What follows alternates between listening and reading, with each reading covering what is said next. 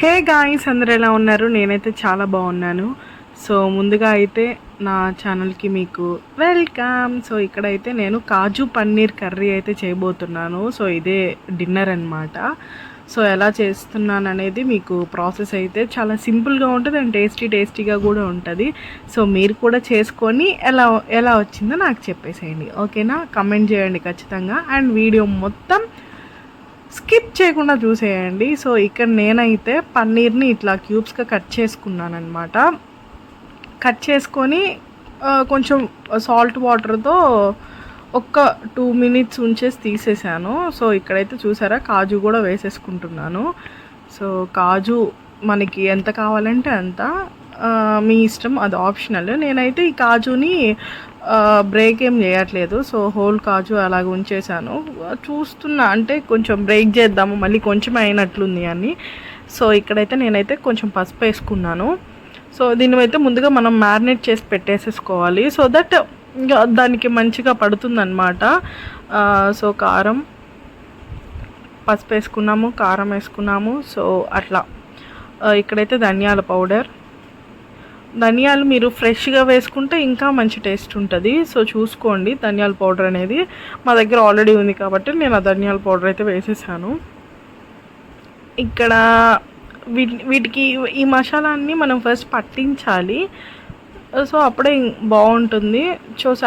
మీరు ట్రై చేసి ఎలా వచ్చిందో కమెంట్లో చేయండి. ఇక్కడైతే నేను గరం మసాలా కూడా వేసాను, ఎక్కువ కాదు, కొంచెం, ఓకేనా? గరం మసాలా వేసిన తర్వాత ఇక్కడైతే ఆయిల్ వేసుకుంటున్నాను. ఎంత కావాలో చూసుకొని వేసుకోండి, సో దట్ మంచిగా కోట్ అవుతుంది. ఉప్పు, సో ఏమేమి వేసుకున్నాను మీకు అర్థమైందో, ఉప్పు, కారం, పసుపు, గరం మసాలా, ధనియాల పౌడర్ అండ్ నూనె. సో మంచిగా వాటికి ఇట్లా ఇట్లా అంటే కొంచెం నెమ్మదిగానే ఇట్లా కలుపుకోండి. నేను ఇక్కడ చూసారా, వాటిని బ్రేక్ చేస్తున్నాను. అంటే మరి తక్కువ, అంటే అట్లా హోల్ ఉంటే పట్టదా అన్నట్లు కొన్ని బ్రేక్ చేశాను. పర్లేదు, మీ ఇష్టము, బాగానే ఉంటుంది ఎలా ఉన్నా సరే. సో ఇట్లా కలుపుకున్న వాటిని పక్కన కొంచెం ఒక 5 to 10 minutes మ్యారినేట్ చేసుకుందాము. ఈ మ్యారినేట్ చేసే ఒక 5 to 10 minutes మ్యారినేట్ చేసేసుకుంటే సరిపోతుందన్నమాట. మనమైతే ఇప్పుడు మ్యారినేట్ చేసుకున్న వాటిని అయితే కొంచెం ఫ్రై చేసుకుందాము. సో ఇక్కడైతే నేను పెట్టేశాను కడాయి. నేనైతే స్టీల్ కడాయి పెట్టాను. సో చూసుకోండి, ఇవేంటంటే వెంటనే హీట్ ఎక్కుతుంది అనమాట. సో ఆల్రెడీ కలుపుకున్న దాన్ని మనమైతే వేసేసుకున్నాము. ఆయిల్ కొంచెం వేసుకోండి, బెటర్, బికాస్ స్టీల్ ఇవి కదా అంటేస్తే. నేనైతే కొంచెం ఆయిల్ వేసుకున్నాను. ఎక్కువసేపు ఫ్రై చేసుకోకూడదు, బికాస్ ఎక్కువసేపు మీరు ఫ్రై చేస్తే అది చాలా హార్డ్ అయిపోతుంది. మీరు జస్ట్ 2 to 3 minutes లేదా 4 minutes హైయెస్ట్, అంతే, అంతకు మించిన ఎక్కువ ఫ్రై చేయొద్దు. చేసుకొని పక్కన పెట్టేసుకోండి. సో చూసారా, ఎక్కువసేపు నేనేం ఫ్రై చేయట్లేదు. అది పట్టుకుంటే సాఫ్ట్గానే ఉండాలి, హార్డ్గా ఉండకూడదు. సో నేను అదైతే తీసి పక్కన పెట్టేశాను. ఇక్కడైతే మీకు ఆనియన్ జస్ట్ కచ్చా పచ్చాగా మిక్సీ పట్టేసుకున్నాను. ఇక్కడైతే జీలకర్ర, చెక్క, మిరియాలు అండ్ లవంగాలు జస్ట్ ఊరక అలా వేసేసాను. ఆల్రెడీ మనం ఫ్రై చేసుకున్న పాన్లోనే. అండ్ కచ్చా పచ్చగా పట్టుకున్న మన ఆనియన్ కూడా, ఒక 2 ఆనియన్ తీసుకోండి. ఆనియన్ కూడా మంచిగా, నేనంతా సిమ్లోనే పెట్టి చేస్తున్నాను, సో దట్ ఇంకా స్లో కుకింగ్ ఎప్పుడు చాలా టేస్ట్గా ఉంటుంది. సో చూసుకోండి. తర్వాత అదే జార్లో మన టమాటోస్ ఒక 2 కూడా జస్ట్ పేస్ట్లా చేసుకున్నాను. మీ ఇష్టం, ఆప్షనల్, పేస్ట్గా చేసుకోవచ్చు, అలాగే సన్నగా తరిగి పెట్టుకున్న ముక్కలతో కూడా మీరు కర్రీ చేసుకోవచ్చు.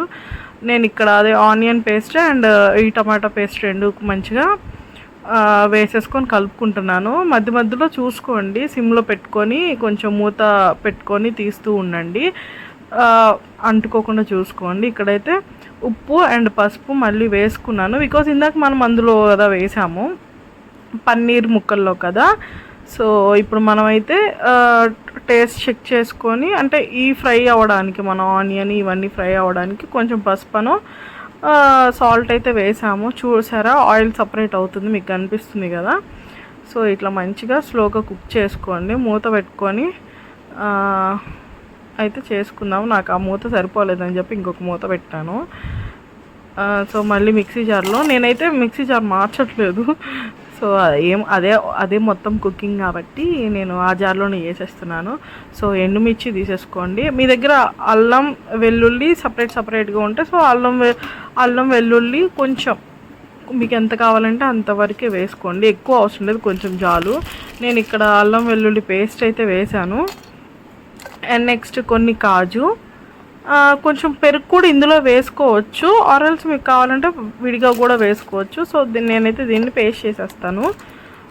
నేనైతే కచ్చాపచ్చగా చేసుకుంటాను, బికాజ్ నాకు ఆ క్యాష్యూస్ అనే పలుకులు నాకు కావాలి, చిన్న చిన్నవి బైట్స్ కొరికినప్పుడు బాగుంటుంది. సో ఆ పేస్ట్ కూడా మీరు ఇందులో వేసుకొని మంచిగా ఫ్రై చేసుకోండి. ఎక్కువసేపు అవసరం లేదు, ఏంటంటే ఆ పచ్చితనం పోవాలి, ఎందుకంటే మనం అన్నీ పచ్చివి వేస్తున్నాం కాబట్టి ఆ పచ్చితనం అనేది పోయేలాగా కొంచెం ఫ్రై చేసుకోండి. ఇట్లా మంచిగా కలుపుకోండి. మీరు ఆ ఫ్రై చేసేటప్పుడే మీకు అరోమా వచ్చేస్తూ ఉంటుంది.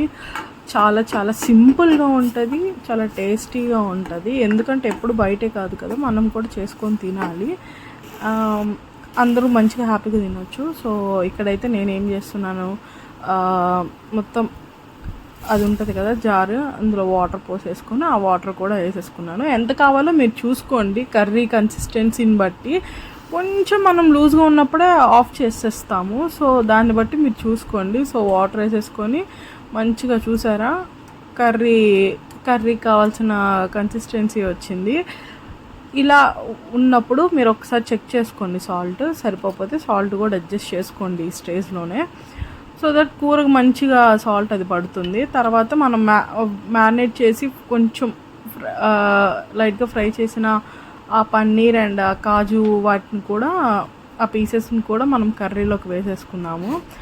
ఎంత మంచి స్మెల్ వస్తుందంటే అంత మంచి స్మెల్ వస్తుంది. మనం కూడా ఒక కొట్టు పెట్టుకోవచ్చు, పర్లేదు, ఇట్స్ ఓకే. కావాలంటే చెప్పండి, ఆర్డర్ల మీద కుక్ చేసి పెడతాను నేనే, కాకపోతే కొంచెం ఎక్కువ బడ్జెట్ ఇది. సో అయిపోయినట్లే నన్ను అడిగితే. సో నేను ఇక్కడ ఏం చేస్తున్నాను అంటే పెరుగు వేస్తున్నాను. ఇందాక మీకు చెప్పాను కదా, మీరు ఆ ఎండుమిర్చి వేసేటప్పుడే పెరుగు కూడా మిక్సీ చేసేసుకోవచ్చు, ఆరల్స్ పర్లేదు, ఏం కాదు. సో అంతే గాయ్స్, చాలా చాలా చాలా సింపుల్. కాకపోతే లాస్ట్ ఇంక అయిపోయింది, ఇదైతే కుక్ అయిపోయినట్లే. మీరు ఎక్కువసేపు ఉడికిచ్చేన అవసరం లేదు పన్నీర్ని, మళ్ళీ హార్డ్గా అయిపోతుంది. సో ఇక్కడ నేనైతే గరం మసాలా వేస్తున్నాను, కావాలంటే పెప్పర్ కూడా వేసుకోండి. అండ్ బటర్ వేస్తున్నాను, బటర్ క్యూబ్, అండ్ కొత్తిమీరతో గార్నిష్ చేసేసుకుంటే మీ ఎమ్మి కాజు పన్నీర్ అయితే అయిపోతుంది. మీకు ఎలా అనిపించింది అనేది కమెంట్ చేయండి. Please do like, share and subscribe.